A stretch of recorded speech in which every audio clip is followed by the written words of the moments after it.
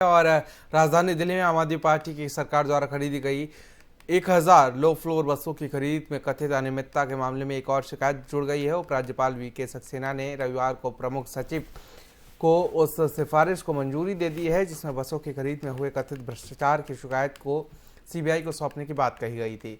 आइए हम आपको बताते हैं कि आखिर क्या मामला है और नई शिकायत क्या है, साथ ही यह पूरा मामला क्या है। एलजी सचिवालय को जून 2022 में एक शिकायत मिली थी जिसमें 3 आरोप लगाए गए थे। दिल्ली के परिवहन मंत्री द्वारा डीटीसी बोर्ड का चेयरमैन बनाए जाने के मामले में नियमों का उल्लंघन का आरोप है।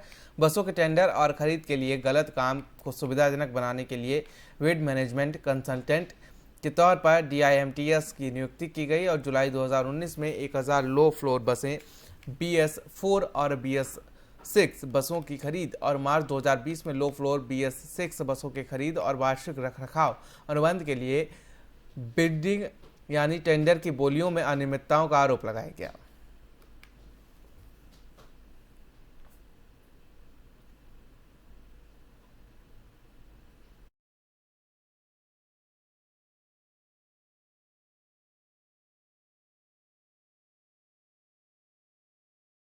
तो वहीं 1000 लो फ्लोर में कथित अनियमितता के आरोप की सीबीआई जांच की सिफारिश को लेकर आम आदमी पार्टी के विधायक सौरभ भारद्वाज ने एलजी पर निशाना साधा है। उन्होंने क्या कहा, सुनिए जरा।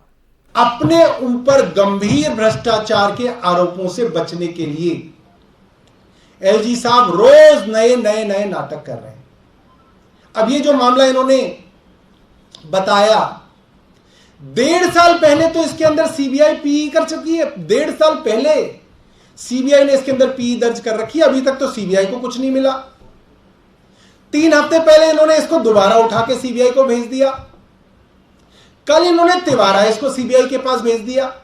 भाई आपको इसकी समझ है या नहीं है? मैं पत्रकार बंधुओं को बताना चाहता हूं, इस मामले के अंदर एक भी बस नहीं खरीदी गई। एक भी रुपए की पेमेंट नहीं की गई।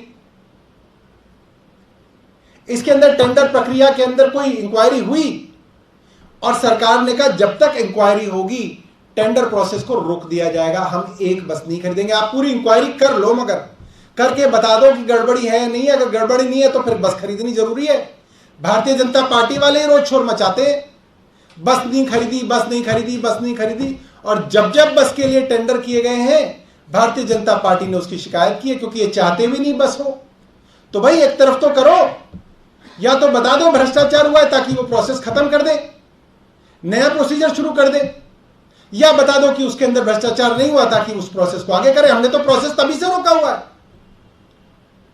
2 साल से ज्यादा हो गया मुझे लगता है वो प्रोसीजर रुका हुआ है। एक बस नहीं खरीदी गई और एलजी साहब सुबह उठते हैं कहते हैं इसके अंदर भ्रष्टाचार हो गया, इसकी सीबीआई की इंक्वायरी कर दो।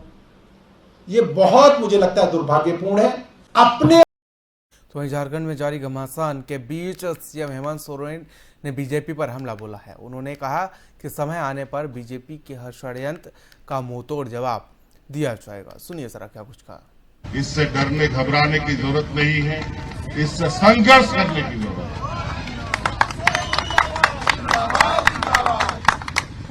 अभी तो हम लोगों ने इनको कुछ पलटवार किया ही नहीं। समय आने दीजिए।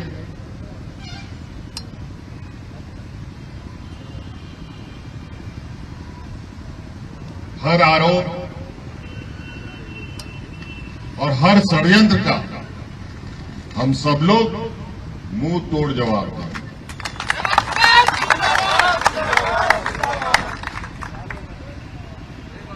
अब इस रात का लोग इतना बेवकूफ नहीं रहा।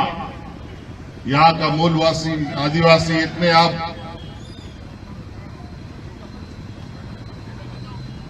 आप लोगों के, इन लोगों के चतुराई में, इन लोग के षड्यंत्र में नहीं आने वाले।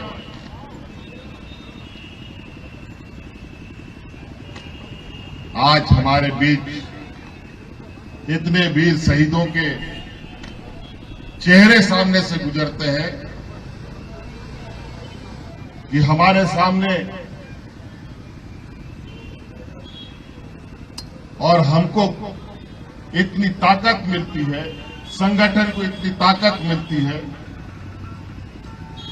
जिसके माध्यम से झारखंड मुक्ति मोर्चा जैसा एक अदना सा पार्टी, छोटा सा क्षेत्रीय दल भारतीय जनता पार्टी और नेशनल पार्टी जैसे लोगों को मुंह तोड़ जवाब देती है।